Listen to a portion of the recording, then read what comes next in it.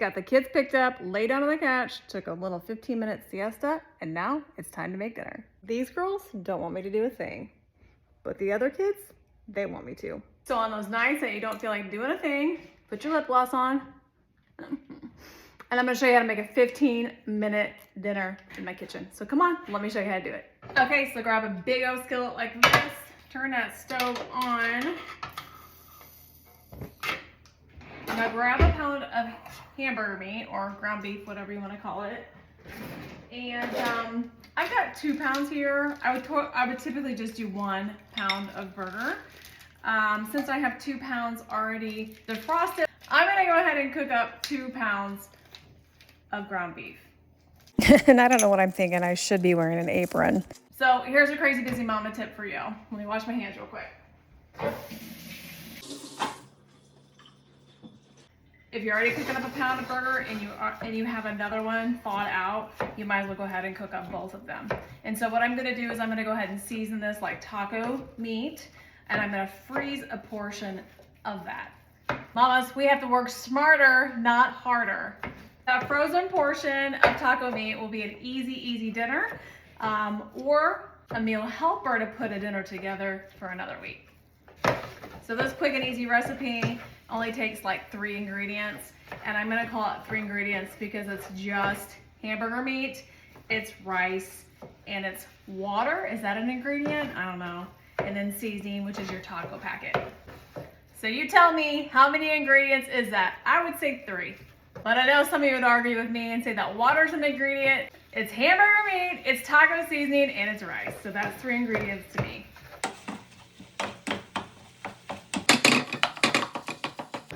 If you don't have one of these little meat mashers, it's definitely a must. I would call it one of my top 10 kitchen musts for sure. So you can head over to crazybusymama.com and head over to my Amazon store, and it's linked right there for you.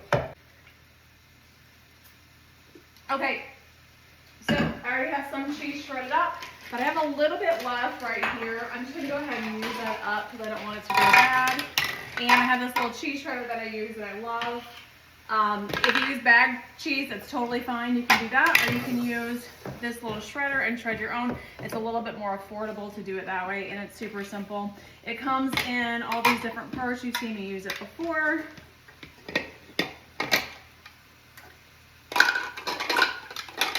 You just put it together like this. Snaps on. You'll want to lock it down on your countertop so it doesn't, whoops. You want to lock it down on your countertop so it doesn't move around.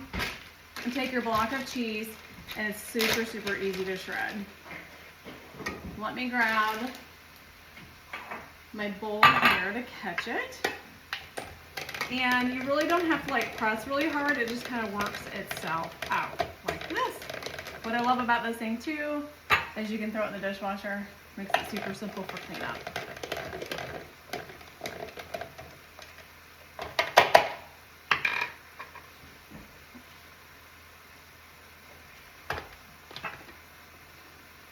I love that thing. What'd you say? No one can see you. I said I love that thing. We use it all the time. It's awesome. And it's a total random purchase. Like, no one turned us onto it. We just bought it one day when we started using it. It's amazing. Well, and it's crazy funny too. Is it crazy busy? It is. Because it's for vegetables too, but I've never used it. I use it for veggies. We have? I have. For what? Actually, I'm gonna ask him. What have you used it for veggies? No, I'll show you. Remember, I did. You take this one, and I cut the. Are you making fun of me while I'm away? No. You were just making fun of me. Maybe a little bit. Okay. Not making fun of you. I used this one, remember, and I cut up potatoes, and I did them in the oven. Oh. Remember? Yeah, I know I do. You were making fun of me. Apologize. But is it a potato? I need an apology. Is a potato starch or is it a vegetable? Okay, well, I've also used this on cucumbers. I was gonna say cucumbers would be really good. Hey, why don't we try to make homemade sushi? What? We could do cucumbers. I got stuff to make sushi. You didn't want to do it. I made sushi bowls. Okay, it's not the same thing. Off to see the tax man. I swear there's never a dull moment in our house. Okay, so when that comes to about cooked here, you want to go ahead and add your taco seasoning. I just use a packet of taco seasoning. You can definitely make your own taco seasoning, but just a packet of taco seasoning, about 2 tablespoons. Make sure to screenshot this for easy homemade taco seasoning. I didn't need take the grease out of the pan because we buy our beef from the butcher and it's 90% lean. But I do have a great hack for you. If you have extra grease in your pan that you need to get out, just grab a paper towel and then move your meat to the side here and let the grease kind of come down. Put that paper towel down and just take it and throw it away. Makes it super, super easy for cleanup. And to be honest, when I first got married, I didn't even know that you couldn't drain it down the sink and get the grease off the meat. So don't do that. Never put grease down your sink. That is a nightmare when it comes to plumbing. So this little simple hack will save you from a potential future nightmare. I almost forgot, since I was talking to you all, that there is 2 pounds of ground beef in here. So I'm gonna use 2 taco packets. But normally you just use 1 with the 1 pound of ground beef. But remember, I'm gonna take a portion of this and freeze it for another meal. A great recipe for leftover taco meat would be taco pizza. Yeah, that'd be amazing. So that might be something we'll do on the weekend, but I'm gonna pop it in the freezer just in case. I don't wanna forget about it in the fridge, and I wanna make it super simple for me for a future recipe.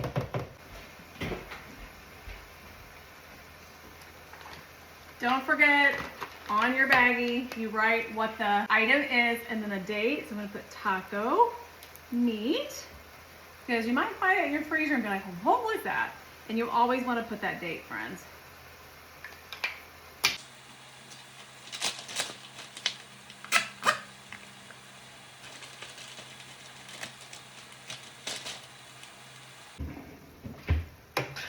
I'm gonna go ahead and scoop out and eyeball about 1 pound of this meat. This is the best way to kind of work smart in the kitchen. If you know you're headed into a busier season like we are, I know we are busy right now, but we're not as busy as we're gonna be here in just a few weeks with track season and all the spring sports. And so I wanna prepare ahead of time. So when I'm making meals, I'm thinking, what can I double? What can I make extra? So I can meal prep just a little bit ahead of time and make it a little bit easier myself. So this is still hot. Normally I would have cooled that off, but I wanted this meat to stay hot. I'm gonna set this aside and let that cool off before I put it in the freezer. And then all we're gonna do is, we have this taco meat here. We're gonna take 2 cups of minute rice, just like this, and you pour it right on top of that meat right there. Then I'm gonna fill this up with water, 2 cups.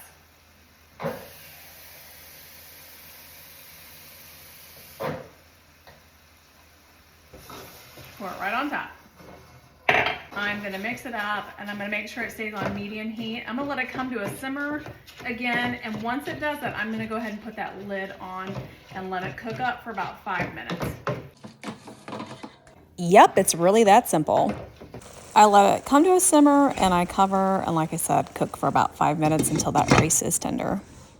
I'm not kidding. Do this, you'll thank yourself. This will be great for taco pasta, taco pizza, taco bake, or even walking tacos on the go.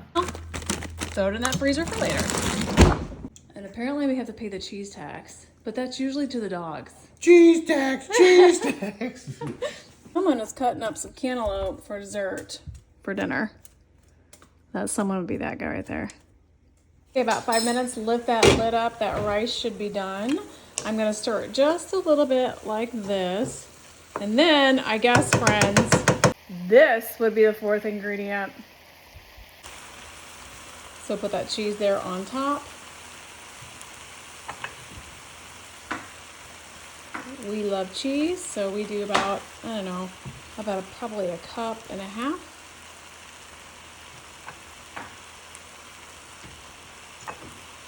Pour it all out there. Then we put this lid right there back on top, and you let it sit just enough time to let it melt. Now it's all about the toppings. We love avocado, so I'm using avocado. Love a little bit of jalapeno on there. Cut up tomatoes. And it looks like this when it's ready. And now that you have all the toppings cut up, grab that bowl. We're gonna scoop some out of that skillet. But before we do, I have some Dorito crumbs that I'm gonna use for the very bottom. This is not something that you have to do with friends. Trust me, if you do it, you'll thank yourself. So I just take a few chips or crumbled ones there at the bottom, and then I put this taco rice right on top. Ooh, the cheesy goodness. Just like this. And and then you want to put your toppings on top. If I had lettuce, I'd do lettuce, but I don't. So I'm going to do some tomatoes, some avocado, throw it right there on top, jalapenos for a little bit of a kick, and let me wash my hand off here. Some sour cream, and then this queso sauce. I don't know who makes it. Old El Paso, easy for me to say. Just a little bit of squirt of that on top. It makes the most incredible 15-minute easy dinner that your family will love. Let's give it a taste. I'm gonna get some of those delicious. I should probably show you a different view of this. So I kind of messed out the aesthetic part of the finished bowl, but you get the idea. So you want to get all the deliciousness there, just like this, and get ready for a big old bite.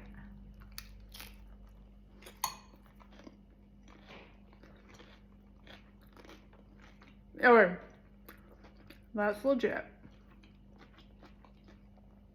So good.